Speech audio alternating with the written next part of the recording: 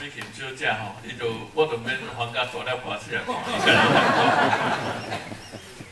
感谢主持人吼，柯医师吼是我差18岁就熟悉吼，我还搁伫美国咧读册的时阵吼，就少年囡仔的时就互伊照顾真侪吼嘛，甲我帮忙真侪，互我会当对台湾的政治吼愈来愈有兴趣，搁拼倒来台湾来参与。But out of respect to our visiting guests today, I will give my presentation in English and then I'll give my own Taiwanese summary. 我歹势拜托柯医师甲我翻译吼，所以我为着要尊重今仔在座遮的外国朋友吼，我用英语来一个做来做一个简单的报告规个线我则搁用台语吼，更简单搁讲一遍吼，歹势。I think our topic today is on the issue of Taiwan's international participation and Taiwan's international space. I think for most Taiwanese people, this is not a question at all. It is a common desire and a consensus within Taiwan. It is also our right as responsible global citizens. For the global community, it is also within their interest to have Taiwan included. We have already expressed our willingness and our capacity to be part of the international community. And it is clear over and over again, as we witness these global crises, from the fight against terrorism, from the fight against SARS, and communicable epidemics, earthquakes, tsunamis, all kinds of natural disasters around the world, that artificial political boundaries imposed by China cannot prevent these disasters from reaching us. And as capable international global citizens, we want to be part of the global network and efforts in confronting these challenges that the world is facing. Unfortunately, although this is our common desire and it is perfectly logical for the world to include Taiwan, we are facing more and more difficulties in reality as we seek international space. The most obvious obstacle is our external challenge of China. They continue to pressure and seek to isolate Taiwan from governmental organizations such as the UN Framework Convention on Climate Change. This is obviously something that the global community would desire Taiwan to be part of. China continues to block us.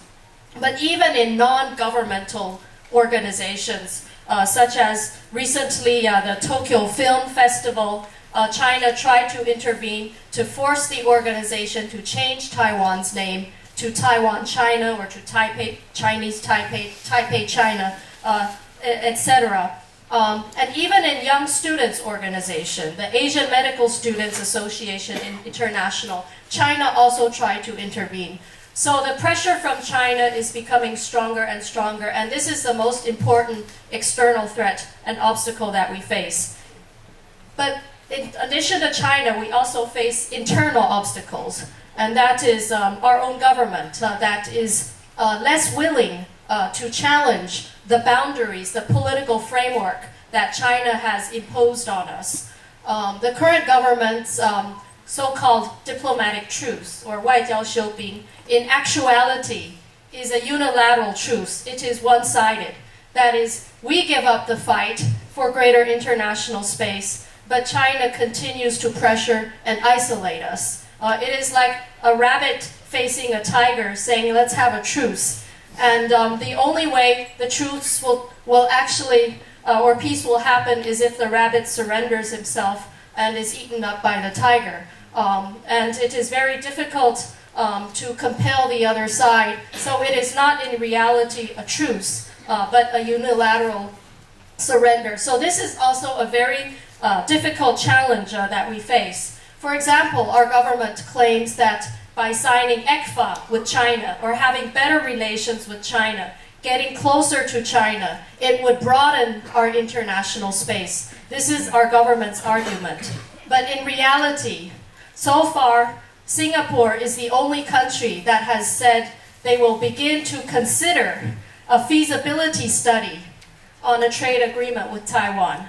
But we have not yet seen any country actually prepared to sign a free trade agreement as a result of ECFA. Our government claimed that after we sign ECFA, all of the European companies, foreign companies, would want to invest more in Taiwan, will want to put their Asian headquarters in Taiwan. But so far, we have not seen this actually happening.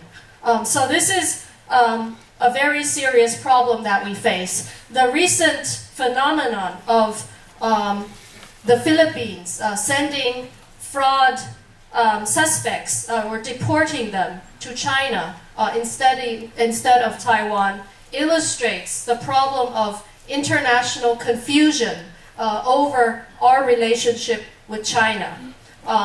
Most countries in the world, except for the 23 countries that recognize us, have some formulation of a one China policy.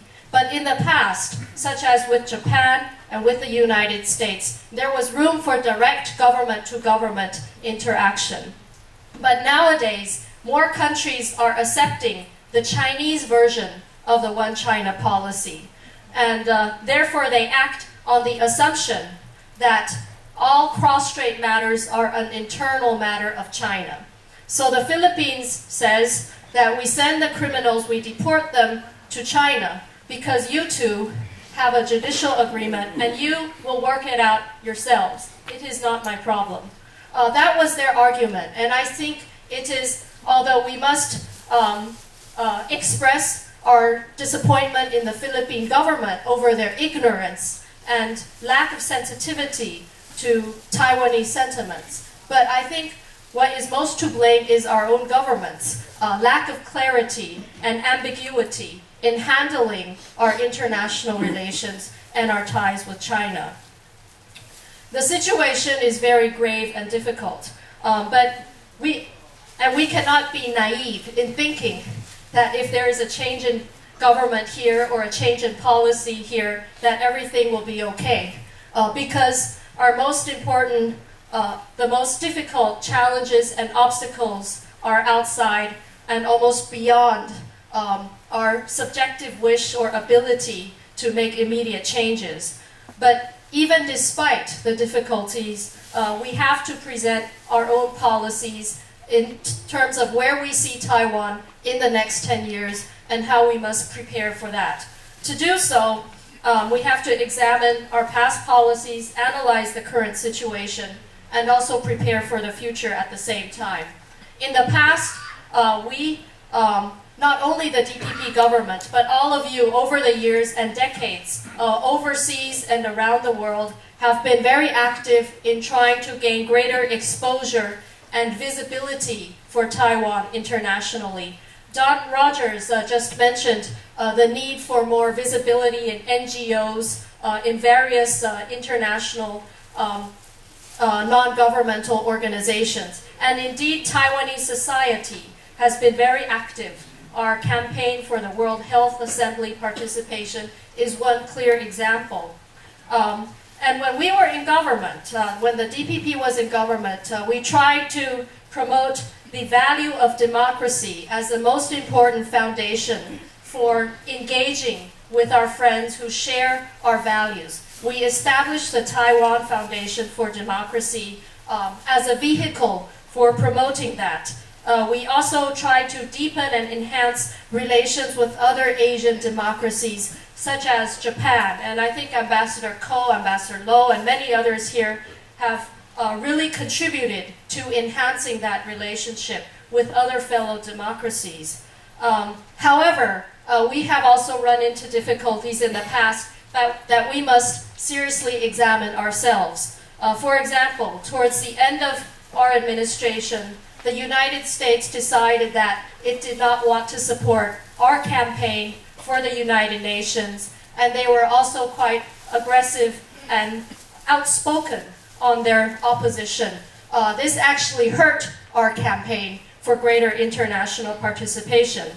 So we have to examine what happened, because we cannot gain international recognition if our most important friends do not support us. So whatever we do, we have to frame our argument in a way that will be supported and identified by our most important friends.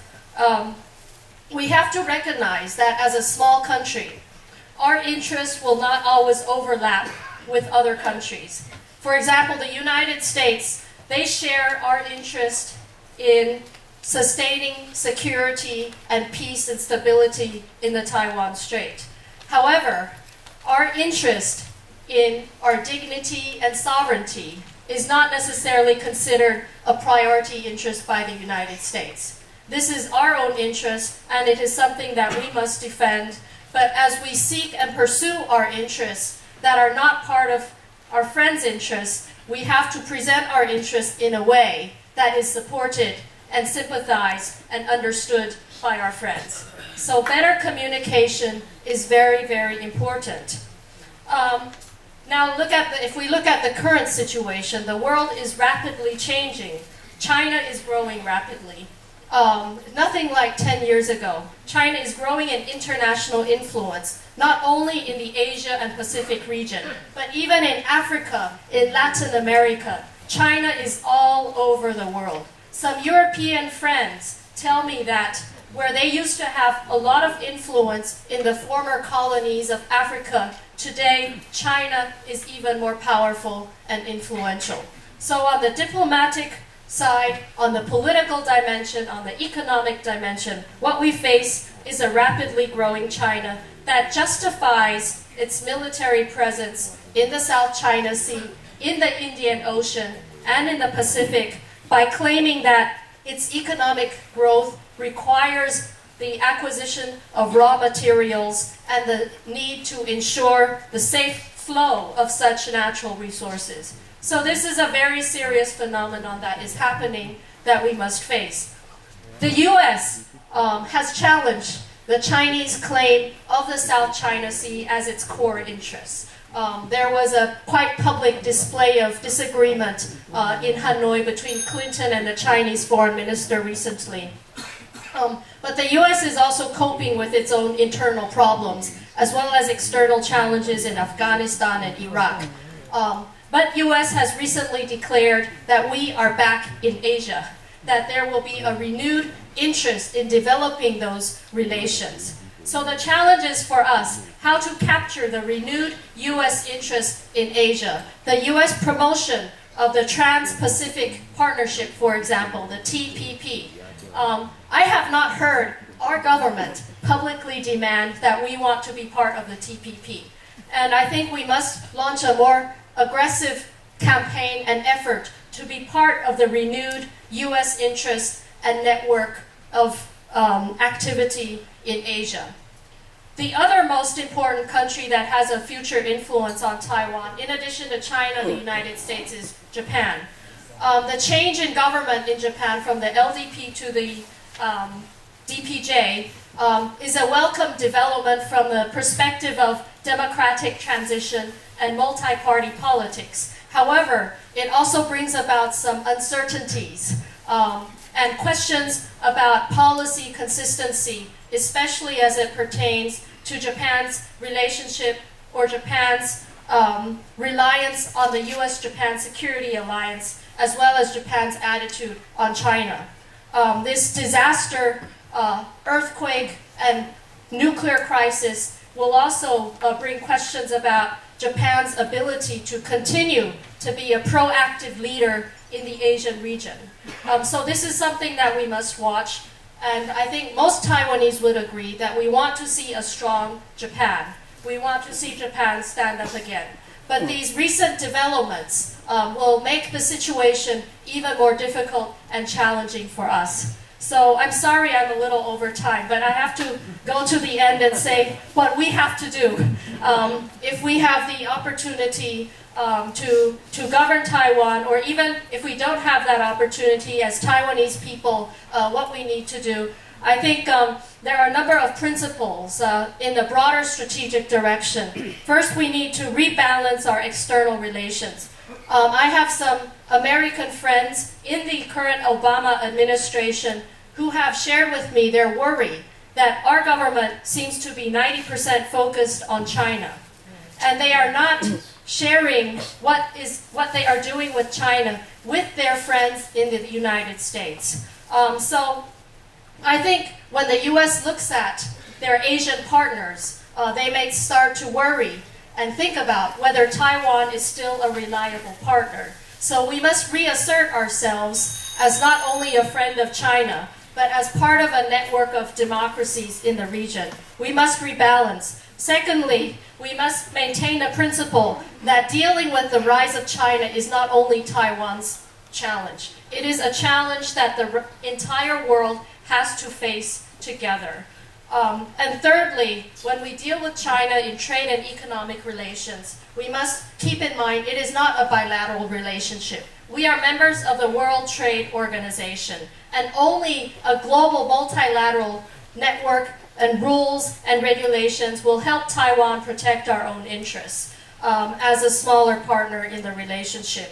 But finally, as I finish up, I want to say that I am very worried about, as we go into the future, the need to train more younger Taiwanese people to be active and internationally concerned.